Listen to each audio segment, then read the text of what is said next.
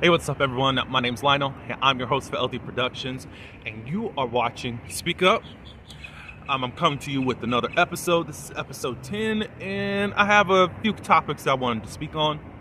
But I appreciate everyone for coming to my channel. Like this video, share it, leave your comments below, and you can subscribe if you are new. Now, let's get into these topics. Okay, y'all.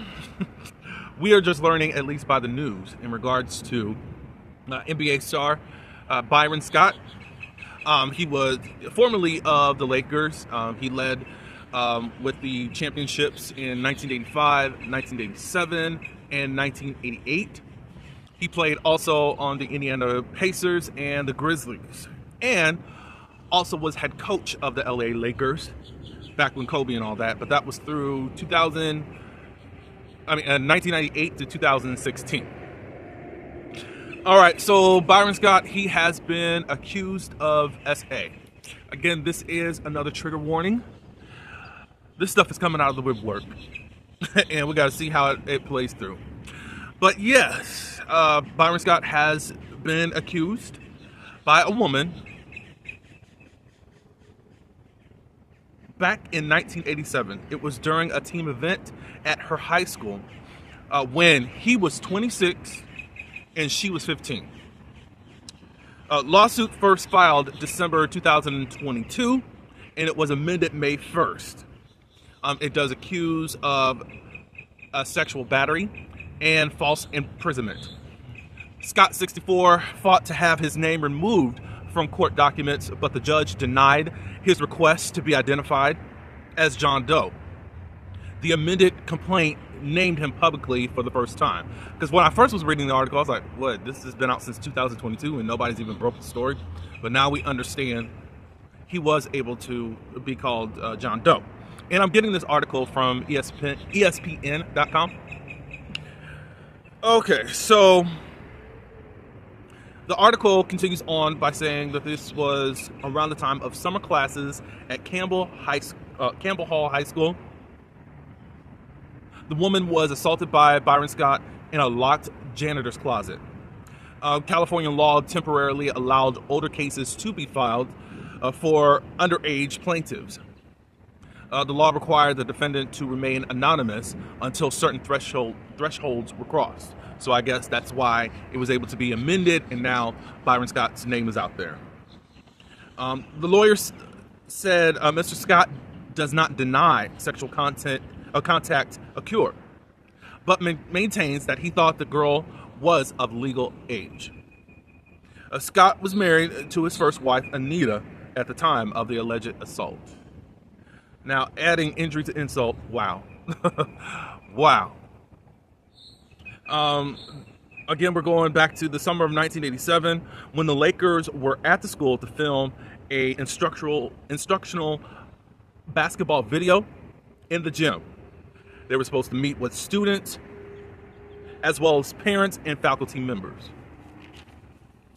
So this suit names Campbell High School, accusing the school officials of negligence.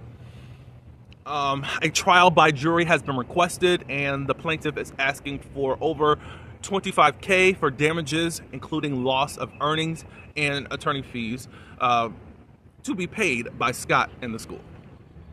So there's just a lot to discuss, because one thing we can say that Scott is owning up to his sexual misdeeds. He was cheating on his wife during a work event. Somehow he done mixed up a 15-year-old girl as to being an adult. And I would love to know how. And I'm wondering what made him think that she was at least at the age requirement. Because you were only supposed to meet parents, students, and a faculty member. Was she a parent? Is that what she said to you? Was she a faculty member? Those are your only, well, three, but those are your only other two choices. So I only know Byron Scott from the Basketball Wives LA. During those seasons, I was still watching. I don't watch anymore. They are airing the new season as of right now. So it looks like Byron Scott isn't doing the typical thing, as we're seeing a lot of these entertainers, meaning in the music industry, they think it's just a money grab. Now, we're just going to have to see what happens during this trial by jury to see how they actually decide things and to see how things actually went on. All right, but thank you again, ESPN. So, the next story. Jesse Williams, who is famous from Desperate Housewives and other shows, but most famous from there, he files an emergency motion accusing ex-wife Erin Drake Lee of defying court over children's medical custody. This article comes directly from the Jasmine brand, so shout out to you. It looks like the judge has ordered for Jesse, granting him sole custody over their children's medical decisions. During a medical visit, Erin told the doctor she would sue if he treated their child, leading the doctor to ask them to leave. Jesse says the doctor was clearly shocked. As I took the children to the car, the children asked, what is wrong with mom? Why won't she let me get braces? This is over braces. Wow. Jesse added that he can't get treatment for the kids unless this court makes ex parte orders. A judge sided with Jesse, allowing the procedure and prohibiting Erin from interfering. And he also claims that Erin is stealing his custodial time. Now, Erin does fire back by claiming that Jesse's notions are riddled with confusion and lies, arguing his request serves his needs, not his children's. Now, the custody battle remains unresolved. Now, I will say this.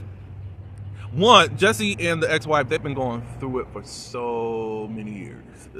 I can't even count how much headlines that they have gotten, So obviously this will always be a bitter point. I don't know if they'll ever move on to healing or what, but there's a consistent fight. Whatever. For this to be over braces is quite pathetic. Miss Erin, you're saying that this serves the father's needs. What is that exactly? I mean, either the child has asked, I want braces, I want braces, I want braces, probably copying someone else, or the doctor has already ordered, I think that they need braces. Now, it's cool that the judge did order that Jesse could have the say on what happens to them medically. I don't know if he talked with the mom during this or what, just to say, hey, we're going to get braces, how you feel about that, just to let her know it's going to happen or what, but I just don't have a clue as to why you would try to sue for better care for your daughter's teeth. That's just my 2 cents. I don't know the whole story. I'm probably missing something. I want to know what she's talking about, this confusion and lies and all that good stuff. So we'll move on to our last topic of the day, and it's Mia be lying, Mia be blaming. Now, of course, on the Real Housewives of Potomac, which I have stopped watching,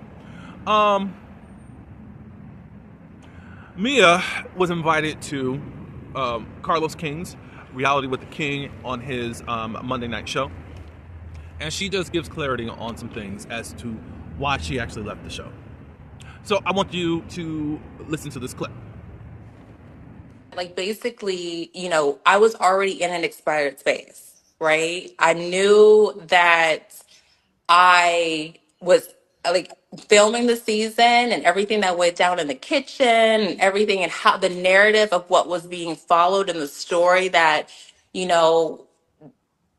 everybody wanted to see, that wasn't the story that I wanted the world to see. I wanted the world to see my reality, and it wasn't real. It was a moment where Gordon decides to flip the script on everybody, and then we have to follow the flip of the script, right? And I said, no, just be normal, be real. And I think a lot of times people also don't understand is that would I have ever allowed for Gordon or Ink to be in the same room on cameras if they weren't getting along?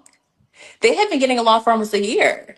So I'm like, oh my gosh, okay, I will agree with you guys to allow my soon to be ex-husband and the love of my life to be in the same room because they get along and we have traveled together, we've celebrated holidays together. There hasn't been any animosity. I think that's a beautiful thing for the world to see. We I didn't see really none of do. that.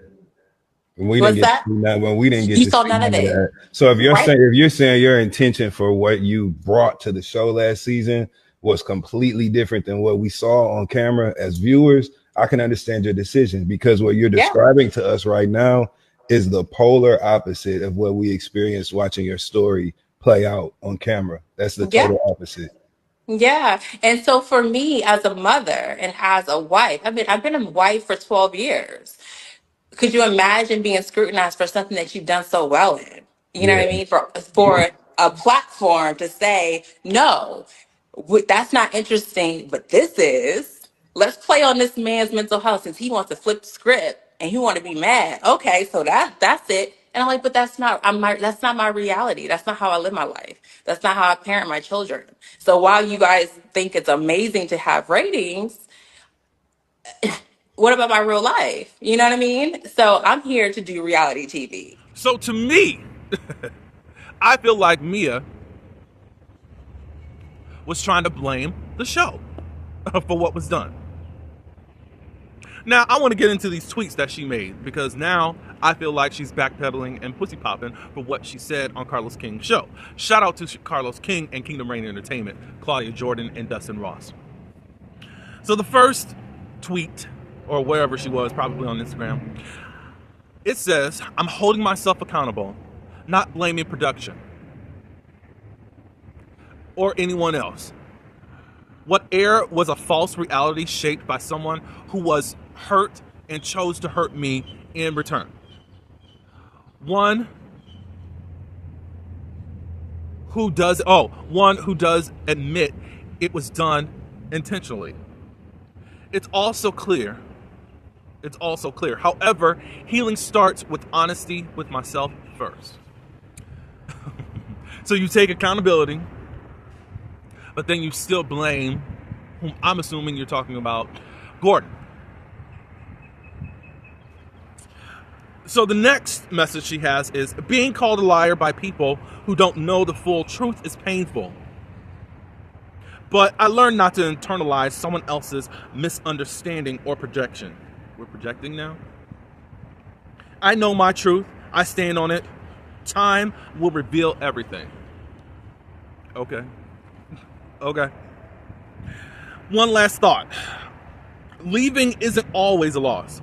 Sometimes it's the beginning of your greatest blessing. I've learned that when I walk away from what no longer serves me, God makes room for what truly honors me. There is power in release and even more in obedience. Okay? So this is my thing with Mia. I wanted her gone since season 6. I felt like she wasn't being real. Yes, she let us know about her cosmetic surgeries. During that whole season, she knew who to go attack and target. Now, ma'am, you're sitting up here. As soon as your ish get calls up to the block, you run. You didn't mind trying to ruin other people's families and marriages. And that is with Candace Dillard Bassett. You were the one online making these illicit suggestions that Chris tossed your salad. And later on, you had to recant what you said. Oh, sorry, it was someone else I was thinking of. You had to apologize for that. And then this was season 7, when the whole thing to bring down Chris, you were saying, he was looking at me. I was like, looking at me, suggesting that Chris was trying to seductively look at you and wanting you. I don't care about what you say, lady. You were blaming production. If you listen to the whole interview, that's what she did. And now you're going to sit up here and now act like you're taking accountability, but you go on and blame whom I think is Simon. So where's the accountability at? You're acting like production just ran off with whatever. I want you to be gone. I want you to be away from media and all that. Go build whatever type of business that you're supposed to be building. You are crazy. And you don't take accountability for anything. She's a mess and never should have been on our TV screens. She was able to play the game when she was able to go after other people. And then when her ish hit the fan, she could not take it.